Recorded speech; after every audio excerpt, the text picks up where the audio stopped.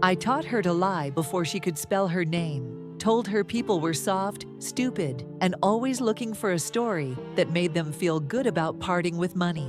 Back then, our narrative was the plain truth, an amputee raising his kid on his own. Before long, we noticed how different people responded to different aspects of our lives.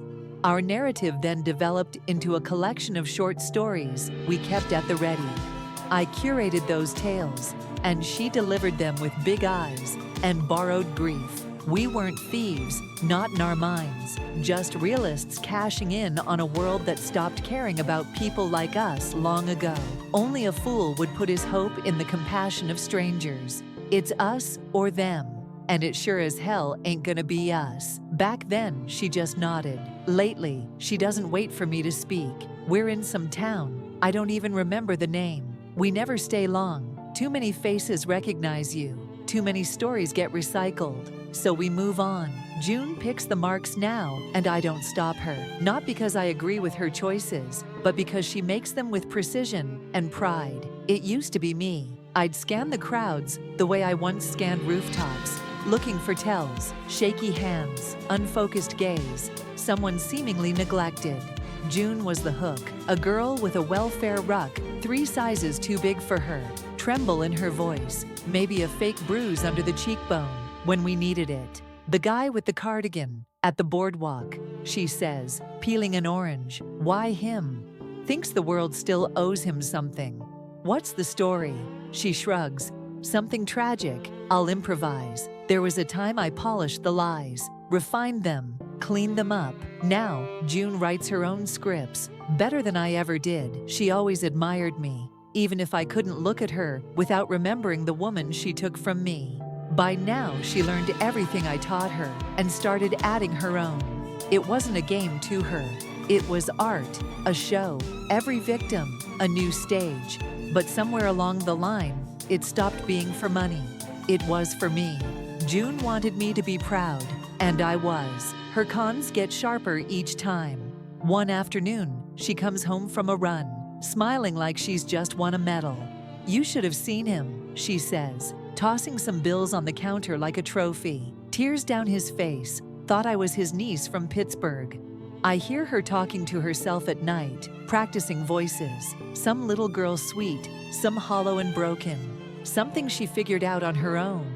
Along the way, one morning I hear her sing in a low, breathy voice, Nana, please remember my name. I still sleep holding your frame. It's too good, too cruel. You scare me sometimes. She grins like it's a compliment. Another time we drive by a care home. Let me try something, she says, grabbing my arm. Says she'll find someone lonely, someone slow. I stay in the car, engine idling, fingers tightening on the wheel. June walks in with her scarf tied like a schoolgirl's bow. She finds a guy in a chair by the fish tank. Gray sweater, lost eyes. She kneels at his side. I can see her mouthing Grandpa. His head lifts, confused, hopeful. She nods. Her voice breaks. His hands tremble. She takes them. They talk. He weeps, laughs, takes off his ring and presses it into her hand. June kisses his forehead and walks out like she was born from the silence in that room. Back in the car, she rolls the ring across her palm. Solid gold, she says, looking at it. Can you believe it? Sometimes I feel like I could tell them anything and they'd buy it. She laughs, low and self-satisfied. And there it is, a strange mix of pride and rot in my chest. I want to be proud, and I used to be, until now. She reminds me of all the young, hot-headed boots back in the day.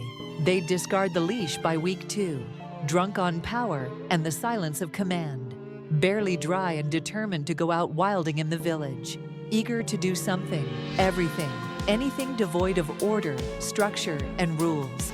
And then there were others, the ones who'd gone feral, lacking any morals or remorse, not looking at you or even through you, just profiling and scanning for weakness.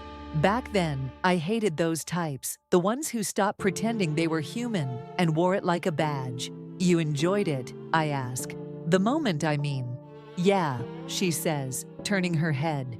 Of course. That night I can't sleep.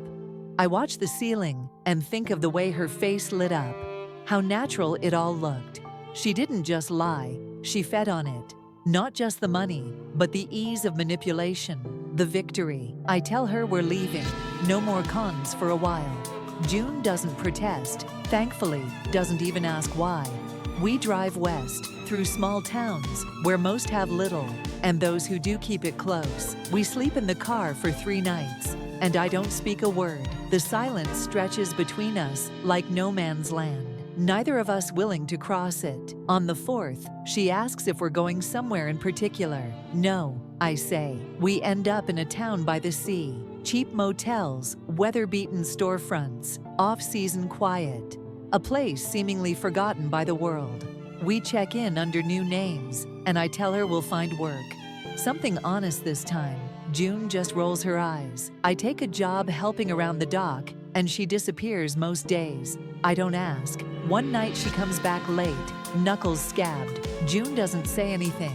I don't push. Later, I find her sitting in the bathroom, the door half open, staring at her reflection. "You hate me now, don't you?" she asks. "No." Then, after a beat, almost without meaning to, I add, "You did nothing wrong."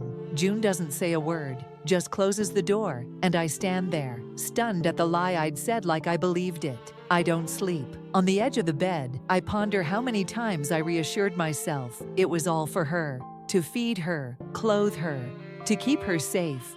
But it was always for me, for my anger, my loss.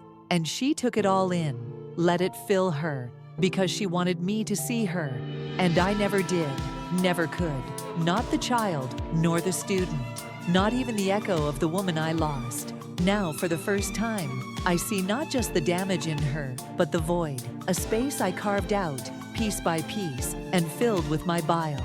She isn't me, she's worse. I told myself I had reasons: grief, betrayal, bills, pain. But her reason? Me. That night, I pack. I leave her money and the keys to the car. Considering a note, no words come to mind, so I just walk away. Not because I don't love her, but because I finally do.